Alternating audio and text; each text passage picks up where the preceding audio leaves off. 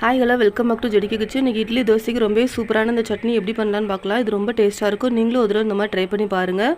ஒரு 10 நிமிஷத்தில் செஞ்சிடலாம். எல்லாருமே ரொம்ப விரும்பி சாப்பிடுவாங்க. நீங்களும் ஒரு தடவை இந்த மாதிரி ட்ரை பண்ணி பாருங்கள். நான் அதுக்காக ஒரு பேனில் கொஞ்சமாக எண்ணெய் ஊற்றிக்கிறேன். எண்ணெய் நல்லா சூடானதுக்கப்புறமா நான் ஒரு 10லேருந்து 12 சின்ன வெங்காயம், ஒரு 3 பல்லு பூண்டு உரித்து வச்சுருக்கேன். அதையும் போட்டு கொஞ்சம் நல்லா வதக்கி விட்டுக்கோங்க.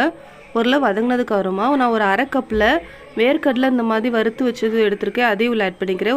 ஒரு அரை கப்பில் பொட்டுக்கடலை இந்த மாதிரி எடுத்து ஆட் பண்ணிக்கிறேன். ஒரு 3 பச்சை மிளகாய் ஆட் பண்ணிக்கோங்க. கொஞ்சமாக புளி ஆட் பண்ணிக்கோங்க. கொஞ்சமாக கொத்தமல்லி, கொஞ்சமாக புதினா ஆட் பண்ணிக்கோங்க. நல்லா வதக்கி விட்டுக்கோங்க. ஓரளவு நல்லா வதங்கினதுக்கு அப்புறமா ஸ்டவ்வை ஆஃப் பண்ணிக்கோங்க. நல்லா ஆறுனதுக்கு அப்புறமா அதை ஒரு மிக்ஸி ஜாருக்கு மாற்றிக்கோங்க. மாற்றி தேவையான அளவு உப்பு ஆட் பண்ணிக்கோங்க. அந்த டிஷ்ஷுக்கு தேவையான அளவு உப்பு ஆட் பண்ணிக்கிறேன். மூடி போட்டு ஃபஸ்ட்டு கொஞ்சம் கோர்ஸாக அரைச்சிக்கோங்க. அதுக்கப்புறம் கொஞ்சம் தண்ணி ஊற்றி இந்த மாதிரி அரைச்சி எடுத்துக்கோங்க ஃபைனாக. நான் நல்லா அரைச்சது ஒரு பவுலுக்கு மாற்றிக்கிறேன். அது கூட இந்த மாதிரி தேவையான அளவு தண்ணி ஆட் பண்ணிக்கோங்க. நான் மிக்ஸி ஜாரை கழுவி ஆட் பண்ணியிருக்கேன்.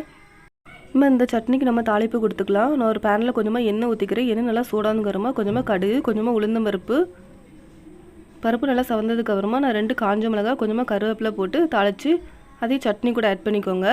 ரொம்ப சூப்பராக இந்த சட்னி நீங்களும் ட்ரை பண்ணி பாருங்கள். இது இட்லி தோசை கூட ரொம்ப டேஸ்ட்டாக இருக்கும். ட்ரை பண்ணி பார்த்துட்டு உங்களோட ஃபீட்பேக்கை மறக்காமல் எனக்கு ஷேர் பண்ணுங்கள். என்னோட சேனல் சப்ஸ்கிரைப் பண்ணிக்கோங்க ஃப்ரெண்ட்ஸ். தேங்க்யூ.